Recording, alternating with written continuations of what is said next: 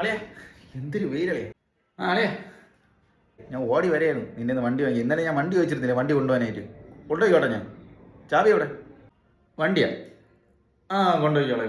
നീ ചോദിച്ചിരുന്നത് ഞാൻ മറന്നുപോയി. പിന്നെ വണ്ടിയുടെ താക്കോൽ വണ്ടിയിലിരിപ്പുണ്ടല്ലേ, നീ എടുത്തോ. വണ്ടി എടുത്തോ. ശരിയല്ലേ?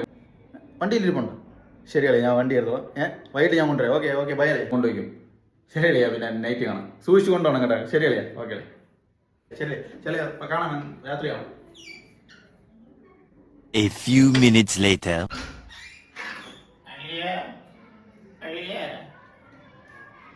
ഇത് ഞാനാടാ, നിന്റെ ഫ്രണ്ട് ശരത്ത്. ഞാൻ നിന്റെ ഇന്ന് ബൈക്ക് വാങ്ങിച്ചോണ്ട് പോയില്ലേ? ആ സമയത്ത് നമ്മൾ ജംഗ്ഷനിലെത്തിയപ്പോൾ ഒരു പെണ്ണ് ഒരു R15 സ്വൈന്ന് പറഞ്ഞു പോയി.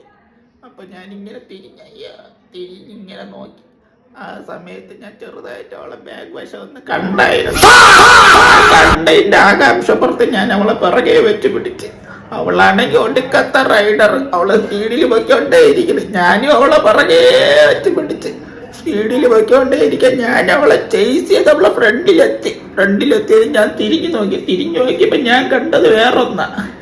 ആ കണ്ട ഫീൽഡിൽ ഞാനിങ്ങനെ നേരെ പൊയ്ക്കൊണ്ടിരിക്കുക. അവൾ യൂട്ടേൺ എടുത്തൊക്കെ പോയി. ഞാൻ നേരെ പൊയ്ക്കൊണ്ടിരിക്കുക.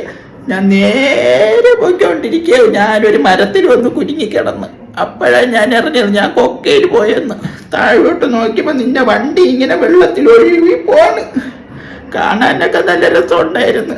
അപ്പം തന്നെ ഞാൻ സർവീസ് സെന്ററിൽ വിളിച്ച് പറഞ്ഞ് ലൊക്കേഷൻ ഇട്ട് കൊടുത്തിട്ടുണ്ട് അറബിക്കടലിനകത്തേക്ക്. നീ അവിടെ ചെന്ന് വാങ്ങിച്ചാൽ മതി കേട്ടാ. ഇത് പറയാനാ ഞാൻ ഇങ്ങോട്ട് വന്നത്. എന്തോന്ന് വണ്ടി കൊണ്ട് ആറ്റി തള്ളിയിട്ട് അറബിക്കടൽ ലൊക്കേഷനാ? നിന്റെ തന്ത പോയി എടുത്തോണ്ടാണ് അറബിക്കടലിൽ നിന്ന്.